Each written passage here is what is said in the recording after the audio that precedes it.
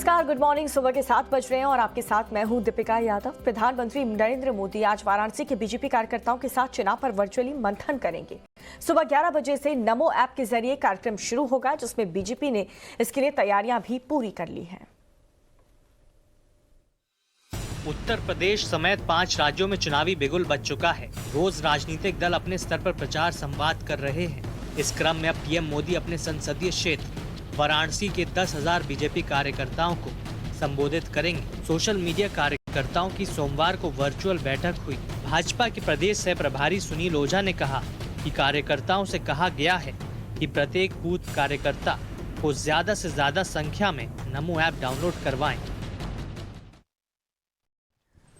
और विश्व आर्थिक मंच के सालाना शिखर सम्मेलन को प्रधानमंत्री नरेंद्र मोदी ने वर्चुअली संबोधित किया। इस मौके पर उन्होंने कहा कि Hindustan make in India, make for the world के विचार के साथ आगे बढ़ रहा है, जिससे संपूर्ण विश्व का भला होगा। मैं 130 करोड़ भारतीयों की तरफ से विश्व आर्थिक मंच के ऑनलाइन आयोजित 5 दिवसीय दावोस एजेंडा शिखर सम्मेलन के पहले दिन प्रधानमंत्री नरेंद्र मोदी ने विश्व के हालात विषय पर अपना संबोधन दिया। इस दौरान पीएम मोदी ने कहा कि भारत कोरोना के मुकाबले के साथ ही आर्थिक क्षेत्र में भी आशावान विजन के साथ आगे बढ़ रहा है। भारत आज सिर्फ 1 साल में ही 160 करोड़ कोरोना वैक्सीन डोज देने के आत्मविश्वास से भरा हुआ है। पीएम मोदी ने कहा कि कोविड की शुरुआत के बाद से हम 80 करोड़ लोगों को मुफ्त खाद्यान्न उपलब्ध करा रहे हैं, जो शायद दुनिया का सबसे बड़ा खाद्य कार्यक्रम है। प्रधानमंत्री ने कहा कि भारत सही दिशा में सुधारों पर ध्यान केंद्रित किया है। जिस मल्टीलिंगुअल मल्टीकल्चरल माहौल में हम भारतीय रहते हैं, वो भारत ही नहीं बल्कि पूरे विश्व की बहुत बड़ी ताकत है। ये ताकत संकट की घड़ी में सिर्फ अपने लिए सोचना नहीं, बल्कि मानवता के हित में काम करना सिखाती है। और यूपी चुनाव को लेकर के दिल्ली में लगातार दूसरे दिन भी बैठकों का दौर जारी रहेगा। यूपी बीजेपी कोर ग्रुप की बैठक सुबह से दोबारा होगी और इस बैठक में तीसरे और चौथे चरण के उम्मीदवारों के नाम पर चर्चा होगी।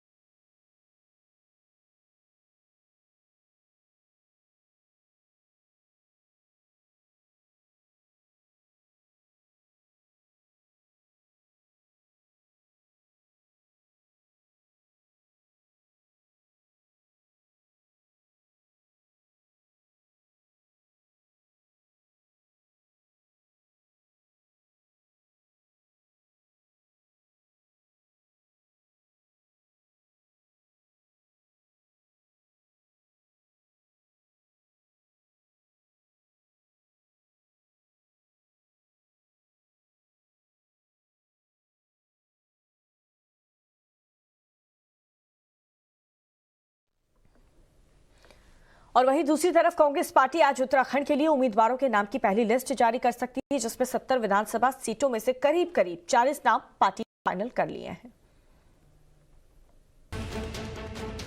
उत्तराखंड विधानसभा चुनाव को लेकर कांग्रेस ने कमर कस ली है। पार्टी चुनाव में जीत हासिल कर बीजेपी को सत्ता से बेदखल करने के लिए जी जान से जुटी हुई है। सूत्रों से मिल रही जानकारी के मुताबिक कांग्रेस पार्टी आज उत्तराखंड के लिए उम्मीदवारों के नामों की पहली लिस्ट जारी कर सकती है। 70 विधानसभा सीटों में से करीब 40 नाम पार्टी ने फाइनल कर लिए हैं। 2 दिन स्क्रीनिंग कमेटी की मैराथन बैठकों के बाद पार्टी ने उम्मीदवारों के नाम तय किए हैं।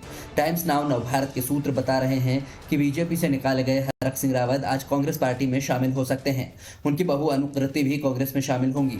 हरक सिंह रावत लगातार कांग्रेस का दरवाजा खटखटा रहे हैं, पर उनकी वापसी को लेकर राज्य कांग्रेस के नेताओं में अब भी मतभेद हैं।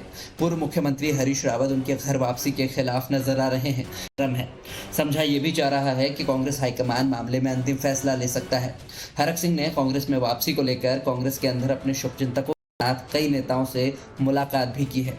पार्टी प्रवक्ता गौरव वल्लभ ने कहा है कि कांग्रेस सभी नेताओं से चर्चा करने के बाद ही हरक सिंह की वापसी पर कोई फैसला लेगी।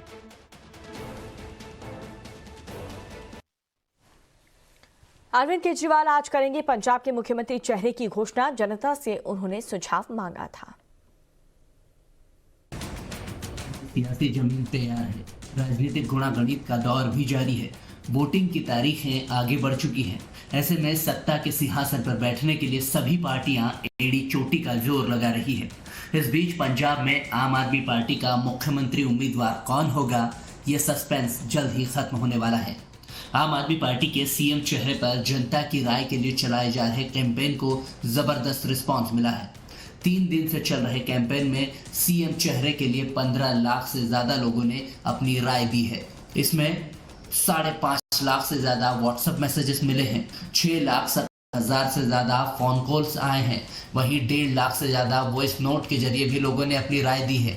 इसके अलावा करीब 1.5 लाख से ज्यादा मैसेजेस के जरिए भी आम आदमी पार्टी तक सीएम चेहरे की पसंद जनता ने भेजी है। यानी कह सकते हैं कि जनता ने आम आदमी पार्टी की तरफ से पंजाब का सीएम चेहरा चुन ही लिया है। और देश में अब इस बात पर चर्चा होने लगी है कि क्या कोरोना संक्रमण की जो रफ्तार है वो धीमी पड़ गई है। लेकिन एक्सपर्ट की अगर माने तो हिंदुस्तान में 23 जनवरी तक कोरोना पीक पर होगा। देश में पिछले 24 घंटे में कोरोना के 2,58,000 नए संक्रमित मिले हैं। इस दौरान 385 लोगों की मौत हुई है। कुछ राज्यों को छोड़कर बाकी जगहों पर कोरोना के ग्राफ जो है वो ऊपर जा रहे हैं। पिछले 3 दिनों के मुकाबले कोरोना के नए केस में 5% की कमी आई है। फिलहाल देश में पॉजिटिविटी रेट 19.65% है। देश में अगर टेस्टिंग के आंकड़ों पर गौर करें तो पिछले 24 घंटे में 13,13,000 लोगों का कोविड टेस्ट हुआ है। यानी साफ है कि ICMR की नई गाइडलाइंस के बाद कोविड टेस्ट में कमी आई है। आंकड़ों पर नजर डालें तो पिछले 1 हफ्ते के अंदर भारत में कोरोना संक्रमित मरीजों की संख्या में 40% की बढ़ोतरी दर्ज की गई है। देश में एक्टिव मरीजों की तादाद 16 लाख के पार पहुंच चुकी है। IIT कानपुर के सूत्र मॉडल की माने तो जनवरी के आखिरी हफ्ते में देश में कोरोना संक्रमण का पीक होगा। कोरोना के बेकाबू रफ्तार के बीच एक राहत भरी खबर भी आई है। देश में 12 से 18 साल के बच्चों को कोरोना की वैक्सीन देने की drug controller general of India ने मंजूरी दे दी है। मार्च तक वैक्सीनेशन शुरू हो सकता है। और दिल्ली में कोरोना टेस्ट कम होने के साथ ही मामलों में तीसरे दिन भी गिरावट दर्ज की गई है। दिल्ली के हेल्थ मिनिस्टर कह रहे हैं कि दिल्ली में कोरोना का जो पीक है वो अब गुजरने वाला है। दिल्ली में लगातार तीसरे दिन कोरोना के मामलों में गिरावट देखने को मिली है। सोमवार को कोरोना के 12,527 नए मामले सामने आए हैं, जो रविवार के मुकाबले काफी कम है। रविवार को 18,286 मामले सामने आए थे। इसके साथ ही कोरोना टेस्ट में भी लगातार तीसरे दिन कटौती देखने को मिली है। सरकार की ओर से जारी हेल्थ बुलेटिन के मुताबिक रविवार को दिल्ली में 44,762 टेस्ट किए गए, जबकि इससे पहले 65,621 टेस्ट हुए थे और ठीक उससे एक दिन पहले 67,624 टेस्ट किए गए थे। ऐसे में ये लगातार तीसरा दिन है जब टेस्ट में कमी आई है। इससे पहले दिल्ली में करीब 1 लाख टेस्ट रोजाना हो रहे थे। नए कोरोना मरीजों के साथ अब एक्टिव कोरोना मरीजों की संख्या 83,982 हो गई है। इसके साथ ही संक्रमण दर में दिल्ली में 27.99% के आसपास पहुंच गई है। दिल्ली में कोरोना से हुई मौतों के आंकड़ों पर नजर डालें तो पिछले 24 घंटे में 24 लोगों की कोरोना वजह से मौत हुई है। दिल्ली सरकार के मुताबिक होम आइसोलेशन में इस वक्त 68,275 मरीज हैं, जबकि पिछले 24 घंटे में 18,340 मरीज डिस्चार्ज भी हुए हैं। इसके साथ ही कैंटोनमेंट जोन्स की संख्या भी बढ़कर अब 34,958 हो गई है।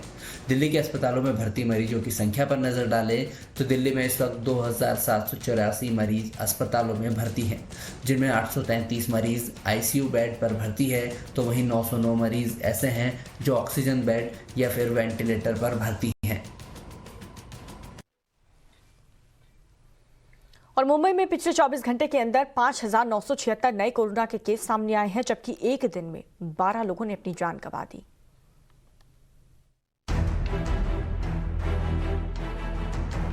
मुंबई में पिछले 24 घंटे के अंदर 5,976 नए कोरोना के केस सामने आए हैं, जबकि एक दिन में 12 लोगों की मौत हुई है।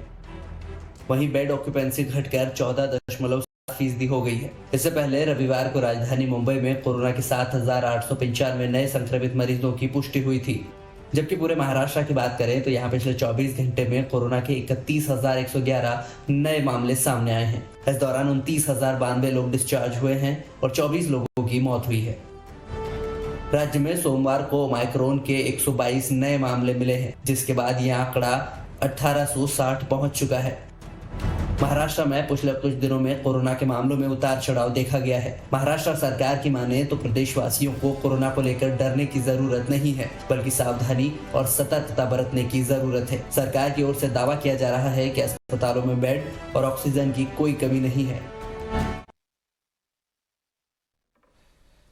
और अनिल देशमुख की डिफॉल्ट जमानत याचिका पर आज आएगा फैसला। मनी लॉन्ड्रिंग केस में है जेल में बंद महाराष्ट्र के पूर्व गृह मंत्री अनिल देशमुख। महाराष्ट्र के पूर्व मंत्री अनिल देशमुख की डिफॉल्ट जमानत याचिका पर विशेष अदालत आज फैसला सुनाएगी। अनिल देशमुख मनी लॉन्ड्रिंग के मामले में जेल में बंद है। एक हफ्ते पहले भी उनकी जमानत याचिका पर सुनवाई हुई थी।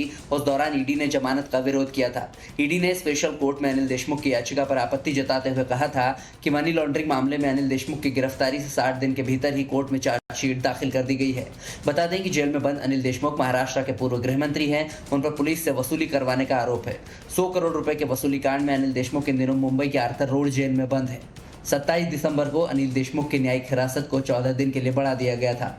इससे पहले चांदीवाल आयोग ने उन पर 50,000 रुपए का जुर्माना भी लगाया था। जुर्माने की वजह थी कि देशमुख के वकील सचिन वाजे की जिरह के लिए कोर्ट में मौजूद नहीं थे। बता दें कि महाराष्ट्र के पुलिस कमिश्नर परमबीर सिंह ने तत्कालीन गृह मंत्री अनिल देशमुख पर वसूली कांड में शामिल होने का आरोप लगाया था।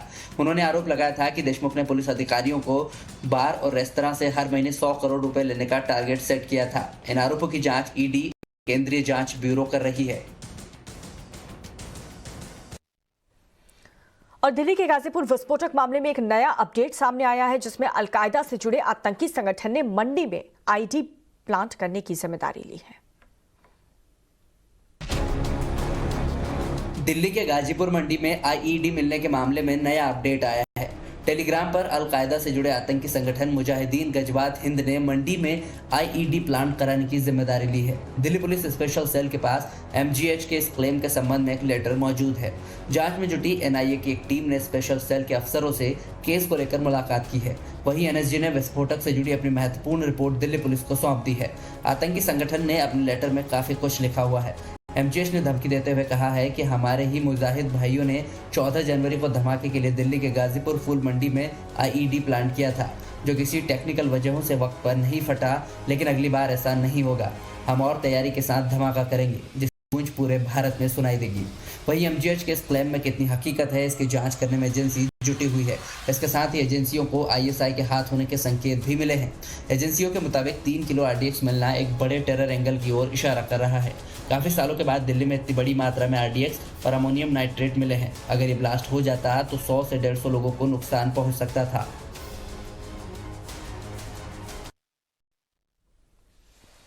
और पहाड़ों में जो बर्फबारी हो रही है, उससे मैदानी इलाकों में सर्दी काफी ज्यादा बढ़ चुकी है। सर्दी से बचने के लिए लोग अलाव का सहारा ले रहे हैं। दिल्ली समेत देश में भारी ठंड पड़ रही है। कश्मीर से लेकर पंजाब, उत्तर प्रदेश, उत्तराखंड और बिहार में शीतलहर का कहर जारी है। मौसम विभाग के अनुसार दिल्ली में आज भी ऐसा ही मौसम रहने वाला है। दिल्ली में कोहरा छाए रहने की आशंका है। कश्मीर में चिल्लई कला का समय चल रहा है। वजह है कि कश्मीर इन दिनों भीषण ठंड की चपेट में है और घाटी में पारा 0 से डिग्री नीचे तक लुढ़क गया है। पहाड़ी इलाकों में हो रही बर्फबारी की वजह से कई शहरों में पारा सामान्य से नीचे चला गया है, जिसकी वजह से वहां के लोगों को काफी परेशानी का सामना करना पड़ रहा है और वो घरों में कैद हैं। शीतलहर चलने के कारण ठंडक बढ़ी तो लोगों ने राहत पाने के लिए अलाव का सहारा लेना शुरू कर दिया। ठंड के साथ बड़ी धुंध की वजह से वाहन चालकों को काफी परेशानी का सामना करना पड़ रहा है और यात्रा के लिए वो वाहनों की लाइटें जलाकर चल रहे हैं। मौसम विभाग के मुताबिक आज तेलंगाना, आंध्र प्रदेश, पश्चिम बंगाल, पूर्वोत्तर भारत, सिक्किम और अंडमान और निकोबार द्वीप समूह के कुछ हिस्सों में बारिश की आशंका जताई गई है। भीषण सर्दी की वजह से फसलों को भी नुकसान पहुंच रहा है। वहीं रैन बसेरों में रहने वालों को मुश्किलों का सामना करना पड़ रहा है। और बिहार में सादे कपड़ों में शिकायत करने आए एसएसपी को एएसआई ने हड़का दिया। पूरा मामला क्या इस रिपोर्ट में देखिए। भागलपुर के एक थाने के पुलिसकर्मी जिले के अपने सबसे बड़े अधिकारी को पहचान नहीं सके। हाल ही में ट्रांसफर के बाद एसएसपी के तौर पर भागलपुर आए सीनियर आईपीएस बाबूराम रात को थानों के निरीक्षण पर निकले थे। इसी सिलसिले में वो जोगसर थाने पहुंचे। सादे ड्रेस में एक सहयोगी के साथ थाने में आए एसएसपी को पुलिस वाले पहचान नहीं सके। एसएसपी बाबूराम ने बाइक चोरी की रिपोर्ट लिखवानी चाही। इस पर उन्हें दरोगा के साथ ही सिपाही की भी रताड़ सुननी पड़ी। ये सब लोग बना रही है कहाँ वीडियो बना रहा है। कौन सी बना रहे हैं? वीडियो कौन सी बना रहे हैं? सर फोटो खींच रहे थे तो हम भी सोचे सर बना लें। नीचे कीजिए मोबाइल। लेकिन इसी बीच थाना अध्यक्ष अजय अजनवी को जानकारी मिल गई कि खुद एसएसपी थाने में पहुंचे हैं। वो भागे भागे थाने पर पहुंचे। हम लोग पूरी तरह से तत्पर हैं कि पुलिस को एकदम पब्लिक फ्रेंडली बनाया जाए और चाहे जो भी वर्कलोड हो, जो भी परेशानी हो, लेकिन पब्लिक के साथ अच्छे से व्यवहार करना है। एसएसपी बाबूराम ने पुलिस कर्मियों से कहा कि आम जनता के साथ थाने में इस तरह का व्यवहार उचित नहीं है। और पीएम मोदी आज अपने संसदीय क्षेत्र वाराणसी के 10,000 बीजेपी कार्यकर्ताओं के साथ संवाद करेंगे। सुबह 11 बजे कार्यक्रम का आगाज होगा। यूपी विधानसभा चुनाव का ऐलान होने के बाद से पीएम मोदी का अपने संसदीय क्षेत्र के कार्यकर्ताओं के साथ ये पहला संवाद होगा। पीएम मोदी और कार्यकर्ताओं के बीच संवाद नमो ऐप के जरिए यानी कि वर्चुअली होगा और इसके जरिए कार्यकर्ता अपने सुझाव और सवाल भी पीएम मोदी से सीधे पूछ सकेंगे। तो चुनाव के ऐलान के बाद से पीएम मोदी का ये पहला राजनीतिक कार्यक्रम है जिसमें 10,000 कार्यकर्ताओं के साथ पीएम मोदी वर्चुअली संवाद करने वाले हैं। नमो ऐप के जरिए ये 10,000 कार्यकर्ता जुड़ेंगे प्रधानमंत्री नरेंद्र मोदी के साथ, जिसमें कई सुझाव दिए जाएंगे, कई सवाल भी अगर चाहे तो कार्यकर्ता प्रधानमंत्री से पूछ सकते हैं। काशी के बीजेपी के लिए 10,000 कार्यकर्ताओं से नमो ऐप के जरिए ये संवाद होने वाला है।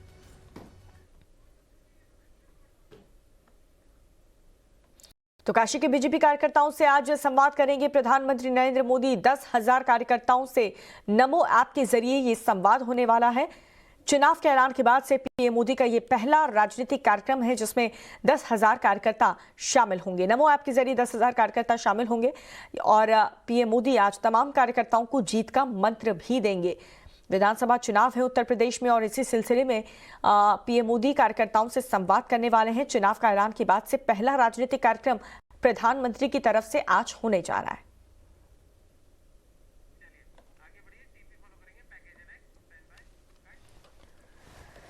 और काशी विश्वनाथ धाम आने वाले श्रद्धालुओं के लिए एक अच्छी खबर है। अब उन्हें सर्दी और गर्मी के मौसम में नंगे पांव लाइन में लगने की जरूरत नहीं पड़ेगी। प्रधानमंत्री नरेंद्र मोदी की पहल पर शिव भक्तों की इस परेशानी को दूर करने के लिए एक खास चप्पल तैयार किए गए हैं।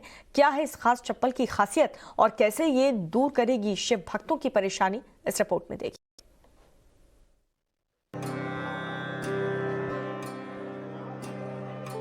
ये बाबा काशी विश्वनाथ का दरबार है, शिव भक्तों का सबसे बड़ा तीर्थ स्थल। हर दिन देश भर से यहाँ हजारों भक्त बाबा का आशीर्वाद लेने आते हैं। गर्मी हो, सर्दी हो या बरसात, श्रद्धालु नंगे पांव घंटों इंतजार करते हैं, तब कहीं जाकर होता है बाबा का दर्शन। ऐसे में भक्तों की परेशानियों को दूर करने की पहल शुरू हुई है। कड़कड़ाती ठंड और गर्मी में भक्तों को दिक्कतों का सामना न करना पड़े, इसलिए खास तौर से बनाई गई है ये चप्पल। देवों के देव महादेव के सबसे बड़े धाम काशी विश्वनाथ धाम में सुविधाओं का विशेष ख्याल रखा जा रहा है। पिछले दिनों प्रधानमंत्री नरेंद्र मोदी ने धाम में काम करने वाले सेवादार और सुरक्षा कर्मियों के लिए खास तरह के जूते भिजवाए थे। ये जूते जूट से बने हुए थे। मकसद ये था कि श्रद्धालुओं को और सेवादारों को एक तरीके से जो ठंड लगती है, चूंकि दरबार में चारों तरफ संगमरमर के पत्थर बिछे हुए हैं, उनसे बचाया जाए। और अब यही पहल श्रद्धालुओं के लिए भी की गई है। खादी ग्रामोद्योग ने श्रद्धालुओं की सहूलियत को ध्यान में रखते हुए अब कपड़े के जूते, जो चप्पल्स हैं, उनको एक तरीके से देने का फैसला किया है। ये आप जूते देख सकते हैं, ये चप्पल्स हैं और यही चप्पल पहनकर अब जो श्रद्धालु होंगे वो अब मंदिर में दर्शन करने के लिए जाएंगे, ताकि उन्हें जो ठंड से उससे राहत मिल सके। न सिर्फ ठंड से बल्कि गर्मी के दिनों में भी जब बहुत ज्यादा तापमान होता है तो जो संगमरमर है वो बहुत तपता है, उसकी वजह से श्रद्धालुओं को दिक्कत होती थी। इन्हीं दिक्कतों को ध्यान में रखते हुए अब खादी ग्रामोद्योग ने इसकी पहल शुरू की है। प्रधानमंत्री नरेंद्र मोदी की पहल पर खादी ग्रामोद्योग ने भक्तों के लिए कागज से बनी ये चप्पलें तैयार की हैं। ठंडी और गर्मी के दिनों में भक्तों को मंदिर के संगमरमर पर चलने पर काफी परेशानी होती थी, लेकिन अब ये दिक्कत दूर हो गई है।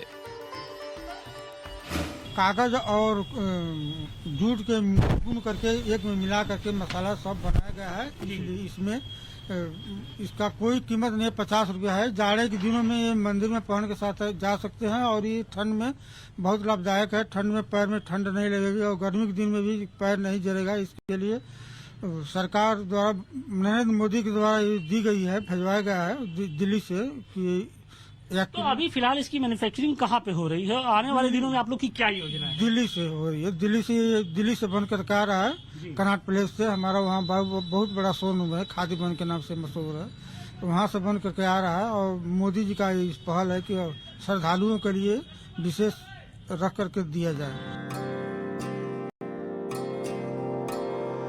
वाराणसी के खादी ग्रामोद्योग के स्टोर पर ये चप्पलें मिलना शुरू हो गई हैं।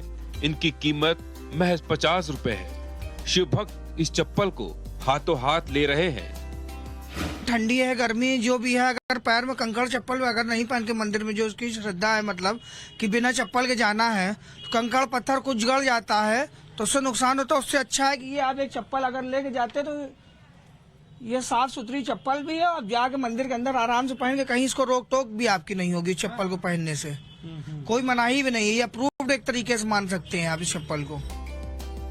पिछले दिनों पीएम नरेंद्र मोदी ने धाम में तैनात सुरक्षा कर्मियों और सेवादारों के लिए जूट से बनी चप्पलें भिजवाई थी और अब भक्तों के लिए ये खास कागज की चप्पल आ गई है, जिससे भक्त बेहद खुश हैं।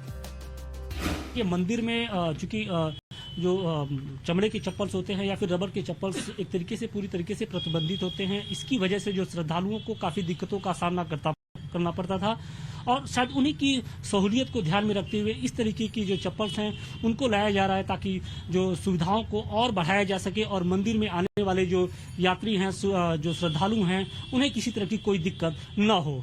वाराणसी से अतिकेश के साथ आशुतोष सिंह, टाइम्स नाउ, नव भारत। और पंजाब से एक अहम खबर आपको बता दें, पंजाब में कांग्रेस ने चरणजीत सिंह चन्नी को सीएम का चेहरा बनाने का संकेत दिया है।